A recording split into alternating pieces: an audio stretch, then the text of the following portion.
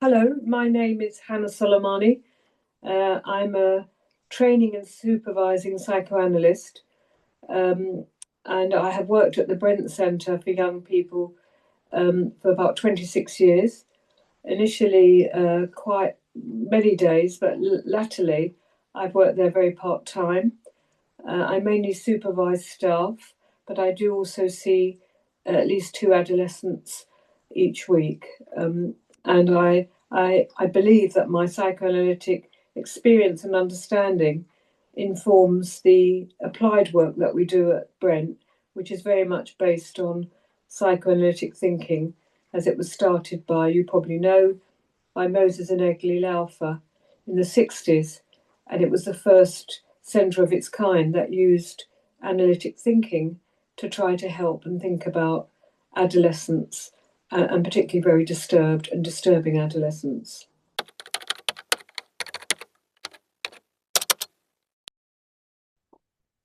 Well, this is quite a large topic in itself.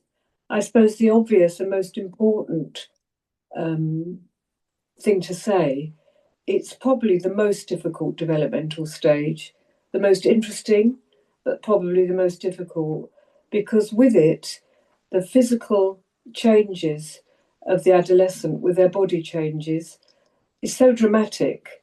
If anyone would go into a year seven class in a school with 11-year-olds and you see the range of sizes, shapes, heights, weight, growth, body hair, it really embodies the roller coaster of physical changes in the young person who's trying to make sense of their changing body, that their body's becoming more adult, but still residing in a childlike state of mind. So I think that at most importantly is how the body and the mind has to readjust in a way to the developmental stages that should happen, and the tasks that are now facing a young person, quite difficult tasks. So although it's not a pathological state in itself, adolescence, and it shouldn't be treated as such, what emerges is some very disturbing feelings and anxieties in the young person.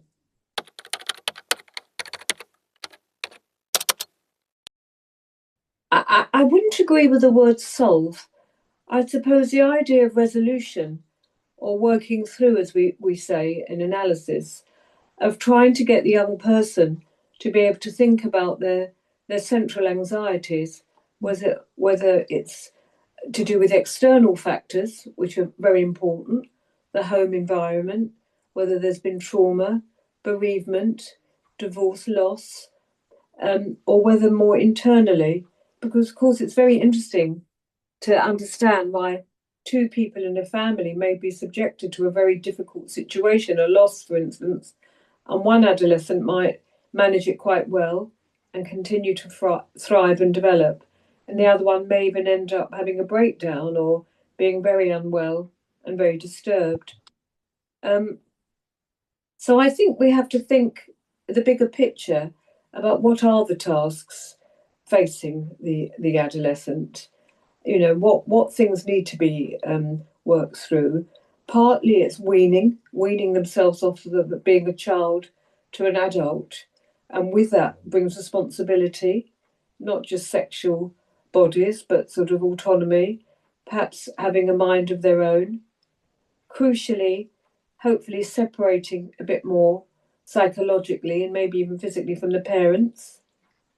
Um, as I say, having a peer group, whether the person has friendships, whether they are being able to study and concentrate, because we know mental health and depression can really impact very profoundly on cognitive ability. So I suppose it's to take on board all the things that would be naturally disturbing, normative. I think Winnicott said, you know, it's the only stage where some regression and pathology would be part of the process of development. And so it's not an illness as such, but of course it can provoke illness if there's not genuine containment either in the family or at school or where we come in, where there may be professionals trying to help the young person face their dilemmas, their conflicts, whether they have confusion about their gender choice, whether they have severe, what should one say, conflicts about the relationship with their parents, particularly when there's only one parent, and sometimes the child can feel very trapped and responsible for the remaining parent at home. So again, it would be about separation.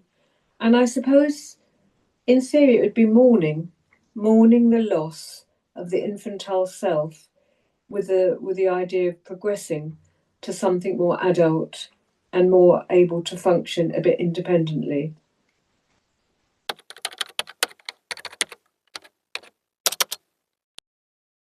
Well, there are many, depending again on the level of disturbance, and we know this from our colleagues, because many of the young people that come to the centre, they're in a state of crisis.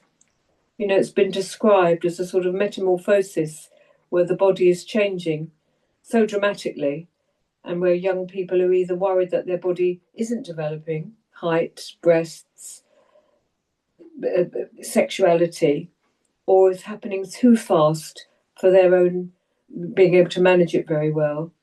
So we see challenges to the centre where people might come with obsessional neurosis, with very severe eating disorders, where they may be self-cutting, mutilating, and even sometimes, very worryingly, suicidal ideation, where we have to really think about safeguarding. And that's all part of the challenges we face. We don't have statutory responsibility at the centre because we have people coming voluntarily, but sometimes we are forced to involve other services when we feel the person is unsafe, or obviously if they're threatening somebody else, but mainly it's their own lives that may be at risk.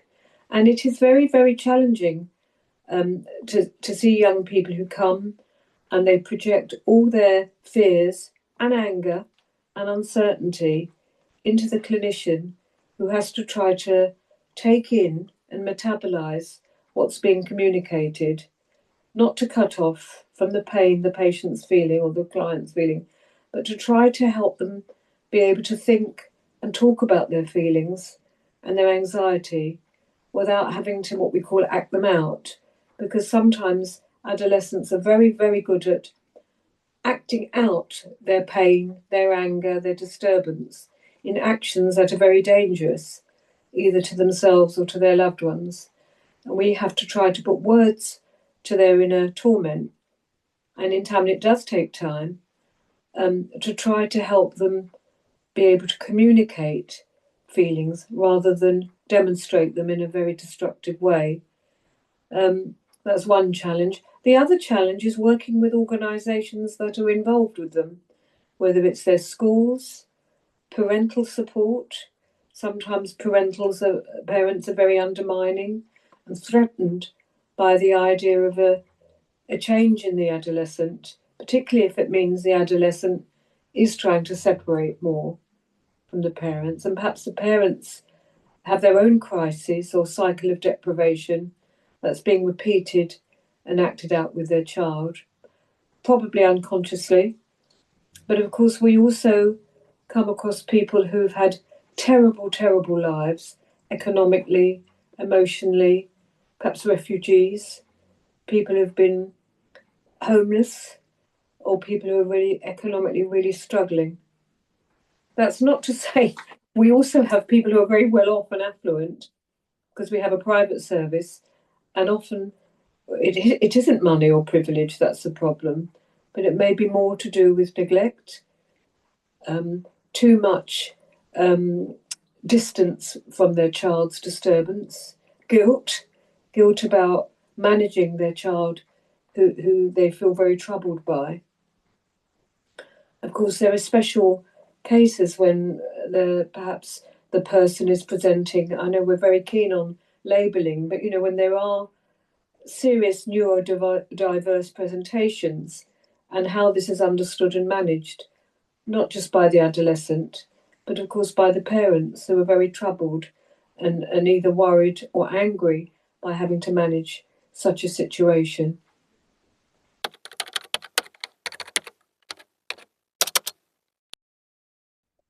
again, this is a very big topic, isn't it? Because none of us, when I first started at the centre, we often saw people quite frequently 3 times a week, but with the cuts, with the sources, we rarely see people more than twice a week, if we're lucky.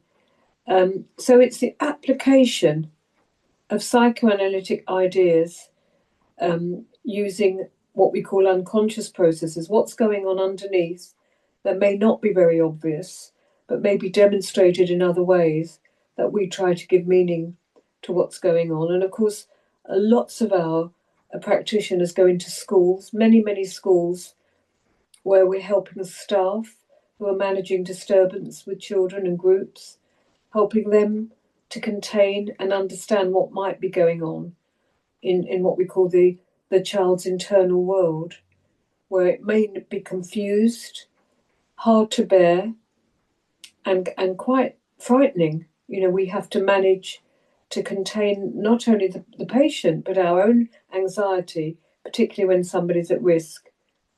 So I suppose thinking about theory, what would inform my work, thinking about the orientation I follow, would be trying to integrate what we mean by bringing together different aspects that are troubling. So there are sort of good aspects, good experiences, hopefully, that the child or the parents or even the teachers can use inside themselves to manage the things that are very, very problematic.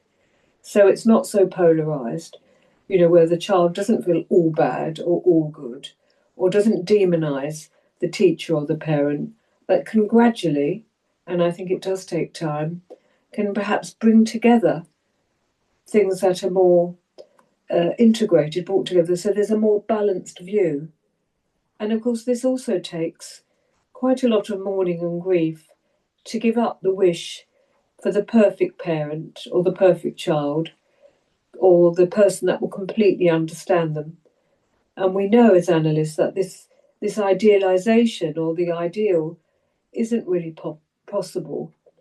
So we have to use these ideas and these theories to help our colleagues, our patients, our peers, to try to think in a way that can bring together, I suppose very simply, good and bad experiences in a way that feels not only tolerable, but help people able to continue functioning on a better level than they were, to be hopefully more productive, less depressed, and crucially less destructive to themselves and to their, I suppose we would say, objects, what's going on inside them, but also to those around them. This is no easy task, and it can take a long time, and sometimes we're defeated, and the person may have to, this is what we do at Brent, may have to come for a period of time, each week making an appointment with a view to giving them the choice whether to work on these painful things. And sometimes there's a piece of work that feels incomplete or is temporarily stopped because the person can't manage more than that. And then they come back, or perhaps later on as adults, they remember this important contact where someone did think about them properly, gave them proper space for their mind and their difficulties, and holds on to that as a good experience. And we would hope that many of these adolescents might seek further help when they're older. It's not a cure, but it's a piece of work where the idea of thinking about one's state of mind can be helpful, productive, and certainly improve people's suffering and ability to function well. The idea about adolescence, it's the only, I think people have written, it's the only legitimate period of time when young people do regress, and it's part of the developmental process, or they do experiment, and some experimentation may be good, with their peer groups. But of course, if it's excessive, drug taking, drink, addictions, then of course it becomes much more destructive and disturbing. But, to develop a mind of their own that's different from the parents, that does mean a bit of separating challenging, and managing disturbance, not only in themselves, but people's reactions to them. So I suppose one thing is to say what's crucial in the adolescent process is that there should be some relative stability in the external world. And sometimes that isn't possible, and we have to create a sort of environment where they can think outside of the home about themselves. But also internally, when a child may think, or an adolescent might start to become really curious about what's going on inside their minds and their bodies, with a curiosity that's a spur to development. I don't want to make out that adolescence is always a crisis or a trauma. You know, yes, there is pathology, and we do see a lot of very disturbing presentations at the centre, but adolescence is also a normal, healthy developmental stage that most people get through without breaking down or killing themselves, but often they may need some help, which I think is a very important message for those that work at the Brent Centre and all those people that support us. It's a very important, I think, crucial service to young people and their families.